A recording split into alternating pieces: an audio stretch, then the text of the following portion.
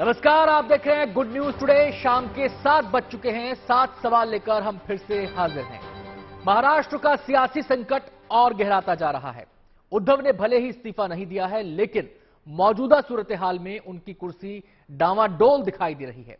आज कार्यक्रम में हम महाराष्ट्र के सियासी ड्रामे का पोस्टमार्टम करेंगे। हमारे 7 सवाल इसी के इर्द गिर्द हैं और हमारा पहला सवाल अब आपके सामने आ रहा है। हमारा पहला सवाल है, शिंदे की बगावत के बाद क्या सरकार का गिरना तय है?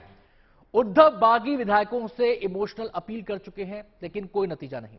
उद्धव की इमोशनल अपील के जवाब में शिंदे ने आज बागियों के साथ पावर प्ले दिखा दिया।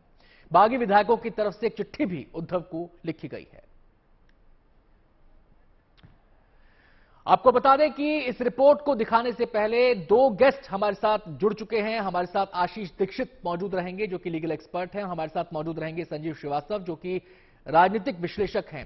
तमाम लीगल पहलुओं पर, तमाम सियासी पहलुओं पर हम इन दोनों मेहमानों के साथ चर्चा करेंगे, लेकिन उससे पहले ये रिपोर्ट देख लेते हैं।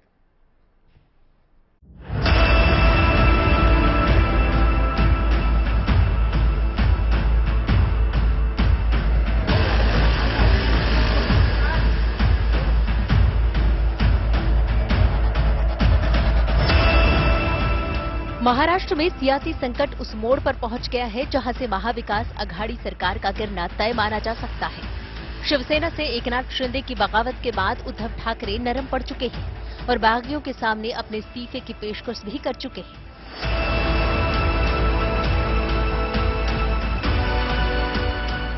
कल मुख्यमंत्री उद्धव ठाकरे सरकार और पार्टी बचाने के लिए फेसबुक पर आए और शिवसैनिकों से भावुक अपील करते हुए कहा कि अगर शिवसेना के विधायक चाहते हैं तो वो न केवल मुख्यमंत्री पद से बल्कि पार्टी के अध्यक्ष पद से भी इस्तीफा देने के लिए तैयार हैं।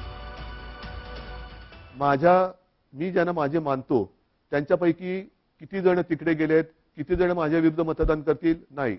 एकाने जरी माझ्या विरुद्ध मतदान केलं तरी ते माझ्यासाठी लाजिरवाणी गोष्ट आहे आणि म्हणून मला एकही मत माझ्यावरती त्यांना अविश्वास ठराव दाखवण्याची वेळ येऊ नये म्हणून त्यांनी मला सांगावं। मी कुठेही त्या नावाचा उच्चार करणार नाही, वाच्यता करणार नाही। तुम्ही सांगा मी मुख्यमंत्रीपद सोडलं। ठाकरे की भावुक अपील के बाद आज शिंदे कैंप की तरफ से ठाकरे के लिए खुला पत्र सामने आया। चिट्ठी शिवसेना विधायक संजय शिरसाट ने लिखी, लेकिन दावा किया जा रहा है कि इसमें सभी बागी विधायकों की भावनाएं बताई गई हैं। चिट्ठी में विधायक शिरसाट ने उद्धव ठाकरे को लिखा है कि पिछले 2.5 साल से शिवसेना विधायक के तौर पर हमारे लिए आपके यहाँ दरवाजे बंद थे। आपसे मिलने के कई अनुरोधों के बाद वर्षा में बुलाया जाता, लेकिन वहां हमें घंटों बाहर खड़ा रखा जाता था। जब हम आपको फोन करते थे तो फोन उठाया नहीं जाता था। हमारे विधायकों के साथ ऐसा अपमानजनक व्यवहार क्यों किया जाता है? शिरसाट ने लिखा है कि कल आपने भावुक बातें की, लेकिन आपने हमारे बुनियादी सवालों का जवाब नहीं दिया, इसलिए मुझे पत्र लिखना पड़ा। शिरसाट ने अपने पत्र में एकनाथ शिंदे की भी तारीफ करते हुए कहा है कि वो मुश्किल समय में साथ थे और आगे भी रहेंगे। इधर गुवाहाटी में बागी शिंदे के खेमे में विधायकों की संख्या बढ़ती जा रही है। आज भी 7 विधायक गुवाहाटी पहुंचे हैं, जिनमें 2 निर्दलीय हैं। अब शिंदे के खेमे में इतने शिवसेना के विधायक आ चुके हैं कि शिवसेना पर उनका दावा मजबूत होता जा रहा है।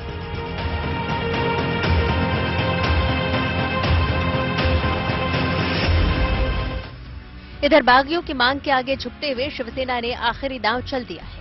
आज शिवसेना की बैठक के बाद यह ऐलान किया है कि वो कांग्रेस और एनसीपी से गठबंधन तोड़ने के लिए तैयार है, बशर्ते बागी विधायक गुवाहाटी से मुंबई लौट आए। आने दो, सामने बैठने दो, सामने आकर बात करने दो। हिम्मत है तो आइए। अगर वो लोग बाहर जाने की बात कर रहे हैं तो क्या, अगर वो आप लोगों को कन्विंस करते हैं तो बाहर जाने को ऐसा है कि हम उनकी बात तो सुन लेंगे। अगर पार्टी में एक मत बनता है उस बारे में जरूर हम निर्णय लेंगे। महाराष्ट्र में पल पल बदल रहे सियासी घटनाक्रम को देखते हुए एनसीपी ने आज शरद पवार के घर पर बैठक बुलाई, जिसमें पार्टी के सभी बड़े नेता शामिल हुए। बैठक में उद्धव ठाकरे को समर्थन जारी रखने का फैसला किया गया। हमारी आदरणीय शरद पवार साहब के घर पे आज बैठक हुई और जो भी अभी घटनाएं पिछले 3-4 दिन में हुई है उसकी असेसमेंट की गई और हमने आदरणीय पवार साहब ने हमें सबको बताया कि हम आखिरी सरकार के टिकने के लिए, सरकार रहने के लिए जो भी प्रयास करना चाहिए वो हम करने चाहिए, और हम सब साथ मिलकर उद्धव जी का साथ इस सरकार के लिए हम देंगे। बीजेपी कैंप भी अभी वेट एंड वॉच की स्थिति में है। आज देवेंद्र फडणवीस के घर पर बीजेपी के नेताओं की एक बैठक हुई और उसमें आगे की रणनीति पर विचार किया गया। एकनाथ शिंदे के पक्ष में विधायकों की बढ़ती संख्या की वजह से शिवसेना के दो फाड़ होने का खतरा बढ़ गया, और अगर शिवसेना टूटी तो महाराष्ट्र की महाविकास अघाड़ी सरकार भी गिर जाएगी। Bureau report, good news today.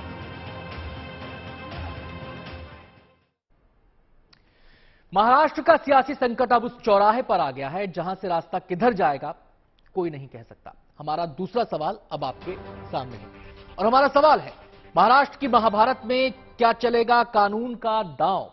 इस पर बातचीत करने के लिए हमारे साथ लीगल एक्सपर्ट आशीष दीक्षित जी मौजूद हैं, जो कि सुप्रीम कोर्ट के एडवोकेट हैं।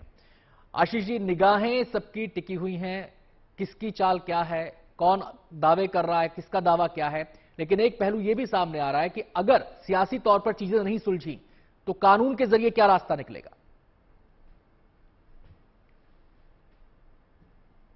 देखिए, इस समय जो हालात हैं उसमें सबसे जरूरी ये है कि जो गवर्नर है वो ये सुनिश्चित करे कि एक कॉन्स्टिट्यूशनली इलेक्ट गवर्नमेंट वहां पे फंक्शन करे।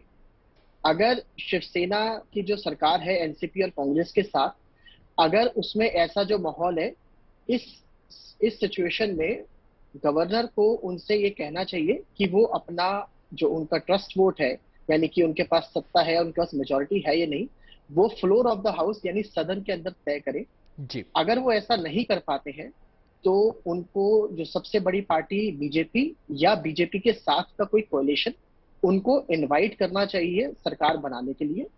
अगर वो हाँ करते हैं तो उनको भी एक अवसर दिया जाएगा सदन के अंदर कि वो अपनी मेजॉरिटी या अपना जो उनके जो सदस्य हैं कि वो पूरे हैं, उसको वो प्रूव करें।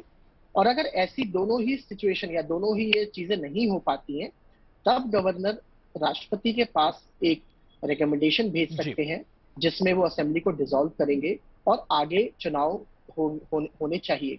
बट जो कानून है वो ये कहता है कि गवर्नर को हर वो मुमकिन कोशिश करनी चाहिए कि जिसके अंदर असेंबली डिसॉल्व ना हो और एक कॉन्स्टिट्यूशनली इलेक्ट गवर्नमेंट यानी एक संवैधानिक तौर पे जो सही सरकार हो उसका गठन हो और वो चलता रहे।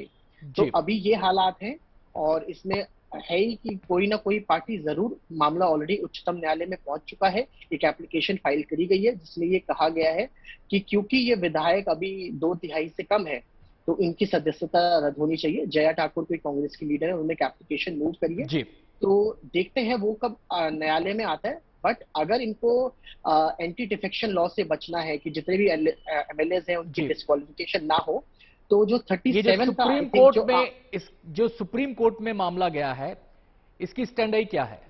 क्योंकि एक तरफ गवर्नर हाउस है, अगर पॉलिटिकली चीजों को देखें तो चीजें वहां से ड्रिवन होनी चाहिए। ये मामला सुप्रीम कोर्ट में गया तो क्या ऐसे मामले सुप्रीम कोर्ट से भी निर्धारित हो सकते हैं? जी, मेरा अपना ओपिनियन ये है कि वो जो एप्लीकेशन है वो अभी हमारी कानूनी भाषा में मैं उसको प्री मैच्योर कहूंगा, इस समय से पहले वो एप्लीकेशन लगा दी गई है। तो मेरे हिसाब से, जहां तक मेरा अपना निजी मेरी राय ये है कि उसमें अभी वेट करना चाहिए था, क्योंकि अभी ऐसी कुछ कार्रवाई हुई नहीं है, ना ही कोई वोटिंग हुई है, ना ही उन्होंने अपनी सदस्यता, ऐसा कुछ कोई जो गवर्नर ने कुछ ऐसा डिसीजन लिया है जिसको आप सुप्रीम कोर्ट में जाके चैलेंज करिए। तो एंटिसिपेशन में है। आशीष जी, लेकिन आपके पास आते हैं, जो आपने बातें कही हैं उसको देखते हुए ये लगता है कि सियासी संकट में गवर्नर हाउस की भूमिका अहम हो जाती है, यानी कि राज्यपाल की भूमिका अहम हो जाती है। हमारा तीसरा सवाल इसी से जुड़ा हुआ है और हमारा सवाल है, सियासी संकट में कितनी अहम होगी गवर्नर की भूमिका? आशीष जी, यहां पर आपसे ये जानना चाहते हैं कि क्या गवर्नर खुद से अपने विवेक के आधार पर सुयो मोटो इन हालात का कॉग्निजेंस ले सकते हैं या फिर पहले किसी को अप्रोच करना होगा? देखिए, गवर्नर बिल्कुल सुयो मोटो ले सकते हैं। वो जो अघाड़ी की जो सरकार है, शिवसेना, एनसीपी और कांग्रेस की, उनको कह सकते हैं कि आप अपना बहुमत सदन के तल पे यानी फ्लोर ऑफ द हाउस पे प्रूव करिए, क्योंकि ये गवर्नर को देखना है कि एक संवैधानिक रूप से सरकार वहां चल रही हो, माइनॉरिटी की सरकार ना चल रही हो। तो गवर्नर उनको 10 दिन 15 दिन का टाइम दे सकते हैं कि वो अपना सदन में बहुमत साबित करें। अगर सदन में बहुमत नहीं होता है तो इसका मतलब ये नहीं है कि असेंबली डिसॉल्व ऑटोमेटिकली हो जाएगी। उसके बाद उन्हें जो सबसे बड़ा कोएलिशन या सबसे बड़ी जो भी पार्टी है उसको न्योता देना पड़ेगा कि वो आके सदन में अपना बहुमत साबित करे। और अगर वो भी नहीं हो पाता, अगर मान लीजिए बीजेपी भी बहुमत साबित नहीं कर पाती, तभी गवर्नर ये कर सकते हैं कि वो डिसोल्यूशन ऑफ असेंबली प्रेसिडेंट को रेकमेंड करें। चलिए आशीष जी आपके पास लौटेंगे, जी आपसे लौटेंगे और पहलुओं पर भी आपसे हम बातचीत करेंगे। लेकिन सवाल यह भी है कि बगावत भले ही शिवसेना में हुई है, पसीना पूरे महाविकास अघाड़ी और उसके घटक दलों को आया हुआ है। कांग्रेस और एनसीपी दोनों ही सत्ते में दिखाई दे रही हैं। डर इस बात का है कि कहीं उनके घर में सेंधमारी ना हो जाए। हमारा चौथा सवाल इसी से जुड़ा है। हमारा सवाल है, शिवसेना में बगावत के बाद कांग्रेस एनसीपी के पास क्या है विकल्प? हम सीधे संजीव श्रीवास्तव जी का रुख करेंगे इस मसले के सियासी पहलुओं पर बातचीत करने के लिए।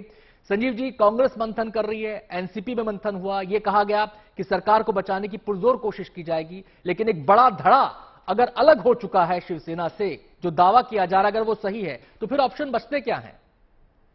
कोई ऑप्शन नहीं बचते आनंद, क्योंकि क्लियरली आपके पास हाथ मलने के सिवा कांग्रेस और एनसीपी के पास अभी कुछ नहीं है। क्योंकि कांग्रेस और एनसीपी अकेले मिलकर जितने शिवसेना के विधायक उद्धव ठाकरे के साथ हैं, वो जो नंबर सब जगह से सामने आ रहे हैं, वो कहीं भी मेजॉरिटी मार्क के आसपास भी नहीं पहुंचते, हाफ वे मार्क के आसपास। तो उस तरह का कोई विकल्प नहीं है।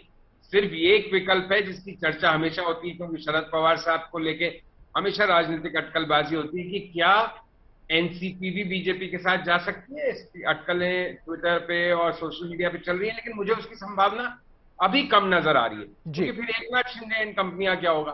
तो अभी तो यही लग रहा है कि जिस तरह से ऑपरेशन कंडक्ट हो रहा है उसमें एकनाथ शिंदे के साथ बीजेपी जाएगी। उनके पास अभी नंबर्स दिख रहे हैं। सिर्फ एक पहलू जिस पे मैं आपके लीगल एक्सपर्ट की भी राय जानना चाहूंगा, वो ये है कि देखिए, जो भी संजय राउत कह रहे हैं, शिवसेना के मुख्यमंत्री कह रहे हैं उद्धव ठाकरे, बार बार वो लोगों को वापस मुंबई आने के लिए कह रहे हैं।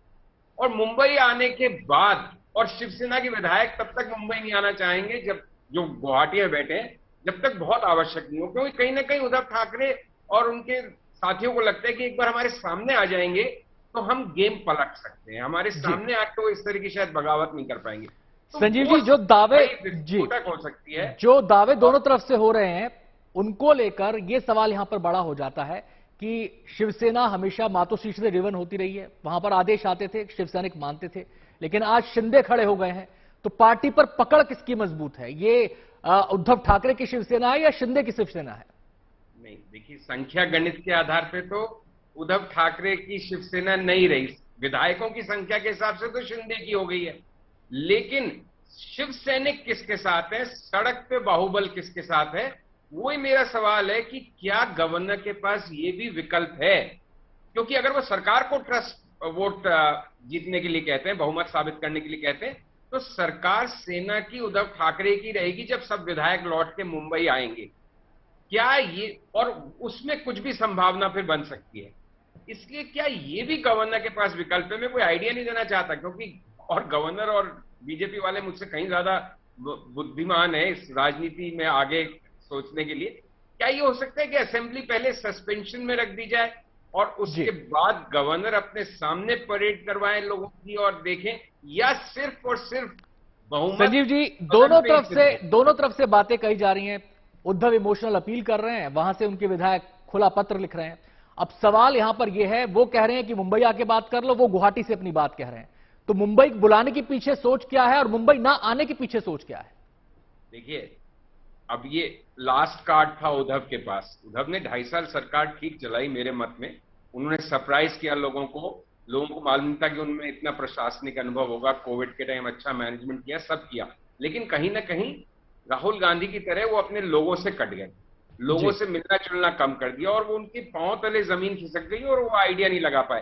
तो अब उनके पास आखिरी जो पत्ता है वो ये इमोशनल कार्ड खेला है, इमोशनल अत्याचार का, कि मेरे साथ ये सब कुछ हो रहा है, आप लौट के आइए, मैं कुछ भी कर दूंगा।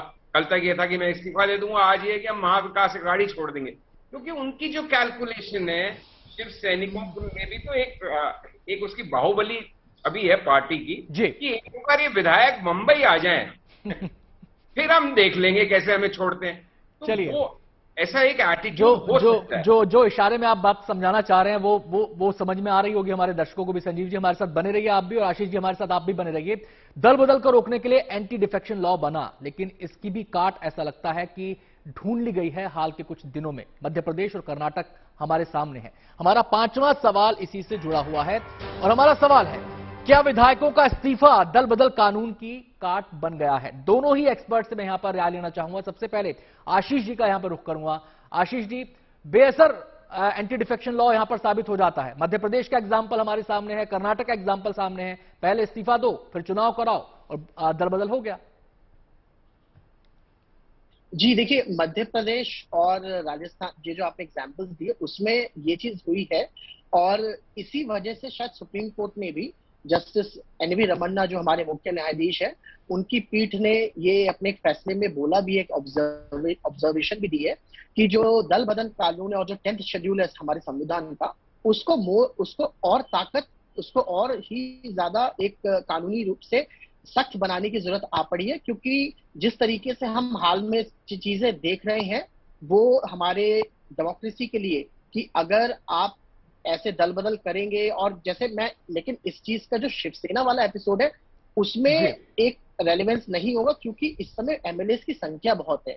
अगर आप 33 और 37 एमएलए अगर 42 तक जो जा रहे हैं, अगर इतने एमएलए एक पार्टी से टूटते हैं तो दल बदल कानून का होना या ना होना कुछ उसके उसके कुछ मान्य नहीं रह जाते हैं, क्योंकि वो उस 2/3 का जो आंकड़ा है उससे ऊपर चला जाएगा। तो बिल्कुल दल बदल कानून के हिसाब से ये सही चीज है और ऐसा हो भी सकता है। बट बाकी सिचुएशंस के लिए, जैसा आपने बहुत अच्छा एग्जांपल दिया कि लोग एमएलए रिजाइन कर देते हैं और 6 महीने बाद उसी सीट पर चुनाव लड़के फिर से जीत के जो पार्टी सत्ता में होती है उसको सपोर्ट करते हैं। तो ये बहुत इसमें एक हम लैक्यूना कहते हैं या एक गैप कहते हैं जो कानून में है, उसको जरूर हमारे लेजिस्लेचर ये तो लीगली हमने समझा आशीष जी से, लेकिन सियासी तौर पर संजीव जी आप क्या मानते हैं, कानून का कुछ असर है या नहीं है? देखिए, यहाँ पे ये लागू नहीं हो रहा। 2-3 बातें हैं। मध्य प्रदेश में 35 लोग ज्योतिरादित्य सिंधिया के साथ छोड़े, वो 2/3 का आंकड़ा नहीं छू रहे थे, तो उनपे दल बदल कानून लागू हुआ, उनको इस्तीफा देना पड़ा, वो चुनाव हुआ और वो जीत गए। यहाँ पे स्थिति विपरीत है। यहाँ पे तो 2/3 से ज्यादा नंबर हो गए एकनाथ शिंदे के साथ, जैसे अभी तक जो संख्या आ रही है। और अगर ये 2/3 नंबर नहीं होता तो इसमें से आधे से ज्यादा विधायक भाग खड़े। संजीव जी आपके पास लौटेंगे। फटाफट नजर अपने अगले सवाल पर डाल लेते हैं। हमारा अगला सवाल अब आपके सामने है। सवाल है, क्या शिवसेना पर उद्धव की पकड़ कमजोर हो गई है? संजीव जी, क्या टेक है आपका? रातों रात तो ये हुआ नहीं है, असंतोष पनप रहा था, लेकिन भांप नहीं पाए शायद उद्धव। बिल्कुल सही बात है। उससे पहले बस आनंद में पिछली बात की कंप्लीट जरूर करना चाहता हूं कि 2 साल पहले चुनाव के 2024 अगस्त में विधानसभा चुनाव ड्यू हैं। इस समय कोई नए चुनाव का रिस्क कोई विधायक उसका खतरा मोल नहीं लेगा। इसलिए यहाँ पे तो ये सारा खेल ही इस तरह से हुआ है कि हम दल बदल विधायक के अंतर्गत, कानून के अंतर्गत नहीं आए, तो वो तो रूल्ड आउट है, यहाँ पे लागू नहीं हो रहा अभी। और जहां तक शिवसेना उद्धव ठाकरे के पांव तले जमीन खिसकने की बात है, वो तो अब उसमें मैं और आपके हमारा मत मैटर ही नहीं करता ना। ये तय हो गया है कि विधायक तो उनके पास संख्या नहीं है, विधायक तो भाग छूटे। अब ये चुनाव ही तय कर पाएंगे कि शिवसेना का जो कोर वोट है वो उद्धव ठाकरे वाली शिवसेना के साथ रहेगा या इन विधायकों के साथ और एकनाथ शिंदे वाले गुट के साथ चला जाएगा। ये वक्त ही बताएगा। संजीव जी, बहुत बहुत शुक्रिया हमारे साथ जुड़ने के लिए, और साथ ही साथ हम शुक्रिया अदा करेंगे आशीष जी का, जिन्होंने इस मसले के कानूनी पहलुओं पर विस्तार से रोशनी डाली। बहुत बहुत शुक्रिया आप दोनों का।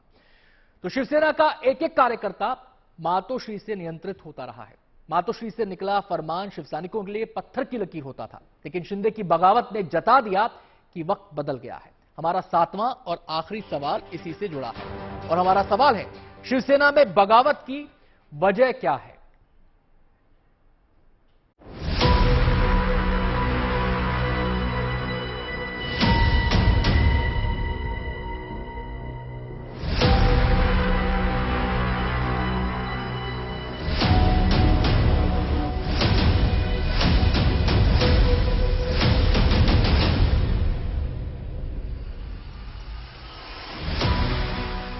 बाला साहेब ठाकरे के द्वारा शुरू की गई पार्टी शिवसेना महाराष्ट्र की सियासत में हमेशा महत्वपूर्ण रोल अदा करती रही है।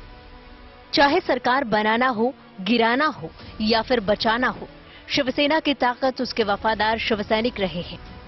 अगर छगन भुजबल, नारायण राणे और राज ठाकरे को छोड़ दिया जाए तो पिछले 56 सालों में शिवसेना के नेता और कार्यकर्ता हमेशा अपनी पार्टी और बाला साहेब ठाकरे के वफादार रहे हैं।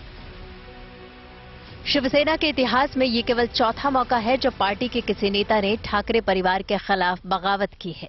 ऐसे में सवाल उठना लाजमी है कि आखिर काडर आधारित पार्टी होने के बाद भी शिवसेना में इतनी बड़ी बगावत कैसे हो गई।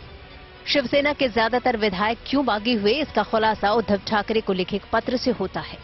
ये पत्र औरंगाबाद से शिवसेना के संजय शिरसाट ने लिखा है। शिरसाट ने अपने खत में लिखा है कि मुख्यमंत्री के दरवाजे अपने विधायकों के लिए हमेशा बंद रहते थे। शिरसाट ने लिखा है कि विधायक के तौर पर वर्षा में प्रवेश करने के लिए हमें आपके अगल बगल में रहने वाले लोगों की मनुहार करनी पड़ती थी। वो लोग जो कभी चुनाव लड़कर चुनकर नहीं आए, बल्कि विधान परिषद और राज्यसभा में हमारे जैसे लोगों के कंधे पर चढ़कर पहुंचे हैं। पत्र में कहा गया कि यही तथाकथित लोग हमें दरकिनार कर राज्यसभा और विधान परिषद चुनावों की रणनीति बना रहे थे। उसका नतीजा क्या हुआ, ये पूरे महाराष्ट्र ने देखा है। दरअसल इस खत के माध्यम से शिवसेना के उन नेताओं पर प्रहार किया गया है जिनसे उद्धव ठाकरे घिरे रहे हैं। उन्हीं नेताओं में से एक है संजय राउत। संजय राउत उद्धव ठाकरे के करीबी हैं और कहा जाता है कि राउत की सलाह पर ही उद्धव ने बीजेपी को छोड़कर कांग्रेस और एनसीपी के साथ सरकार बनाने का फैसला किया था। शिवसेना में राउत के बढ़ते कद से शिवसेना के कई ऐसे कद्दावर नेता नाराज हो गए जो न केवल जमीन से जुड़े नेता थे बल्कि बाला साहब ठाकरे के भी विश्वसनीय रहे थे। आज जब शिवसेना अपने अस्तित्व को बचाने की जंग में जूझ रही है, तब इस संकट के लिए राउत को भी जिम्मेदार ठहराया जा रहा है। बीजेपी भी कह रही है कि शिवसेना की इस स्थिति के लिए संजय राउत जिम्मेदार है। संजय राउत के इस प्रकार से भड़काऊ भाषणों से, जिसको मराठी में कहते हैं कि चुभने वाले बातों से ही ये सारे प्रॉब्लम निर्माण हुए उनकी पार्टी में भी, और लोग इसको बर्दाश्त नहीं करेंगे। इसका उदाहरण एकनाथ शिंदे जी की बगावत है। भ्रष्टाचार जिस हद तक था उससे वहाँ के विधायक अपने आप को शर्मिंदा महसूस करते थे। इस स्तर पर भ्रष्टाचार था सरकार में। तो भ्रष्टाचार के खिलाफ उन्होंने बगावत की। तो मुझे लगता है कि शायद उद्धव जी का अहंकार भी कम होगा। उनके प्रवक्ता मिस्टर राउत, वो भी जिस प्रकार की बकवास करते हैं, उस बकवास का परिणाम था। एकनाथ शिंदे अपना दम दिखा चुके हैं और 42 शिवसेना विधायकों के समर्थन का दावा कर रहे हैं। ऐसे में उद्धव के सामने अब सरकार से ज्यादा अपनी पार्टी को बचाने की चुनौती है। Bureau report, good news today.